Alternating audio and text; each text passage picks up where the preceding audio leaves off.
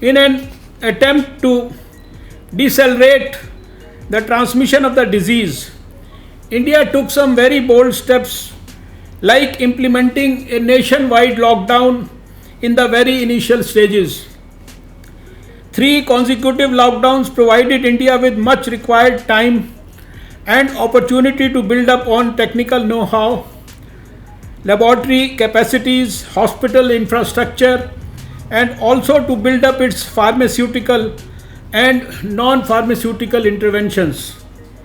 The disease surveillance program in the country has enrolled 3.2 million persons for the community-based follow-up. The laboratory network has been scaled up to nearly 1300 laboratories capable of testing RT-PCR. We have performed more than 15 million RT-PCR tests so far and are now performing more than 0.35 million tests per day with a projected quantum of performing 1 million tests per day. The TrueNet and CBNet machines have been repurposed for testing COVID-19. Additionally, point-of-care antigen-based testing has been introduced in a major way in containment zones. Today we have over 15,000 COVID treatment facilities with a total isolation bed capacity of 1.4 million. Local technology has been harnessed to set up temporary hospitals for housing up to 10,000 patients in a single establishment.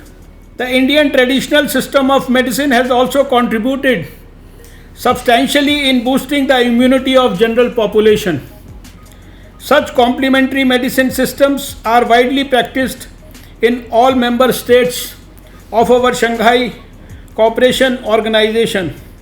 However, there is currently no institutional mechanism within SCO to discuss cooperation in traditional medicines that has the potential to fulfill the WHO Traditional Medicine Strategy 2014-2023 and also reinforce the effective implementation of the joint statement on cooperation in combating epidemics signed by the Qingdao Summit in 2018. Taking the above into consideration, India would like to propose the setting up of a new subgroup on traditional medicine under the existing institutional meetings of the SCO health ministers. In order to discuss this proposal and to identify areas of cooperation, India has already circulated on 26th June 2020 a concept paper on holding an online seminar on the role of traditional systems of medicine for attaining the sustainable development goals in SCO member states. India seeks the kind support of all member states for its proposal to set up a separate subgroup on traditional medicine under the health ministers meeting.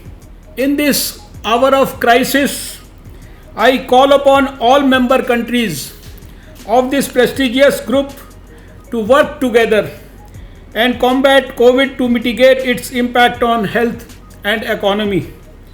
In congratulating all those who are striving to save humanity, we welcome efforts to make all international institutions more reflective of 21st century realities. India will always stand with such efforts to foster meaningful and broad-based changes. I close my speech today with a loud applause for all those across the world who are at the forefront of this battle against a deadly virus. I stand here to honor the doctors, the nurses, the paramedics, the scientists, the journalists, the army and paramilitary forces, the airport personnel, the delivery boys and the sanitation staff, the forgotten roles who are today playing superhumans. They are our real heroes. Thank you, our Corona warriors. You are no less than God for humanity. Thank you, Excellencies.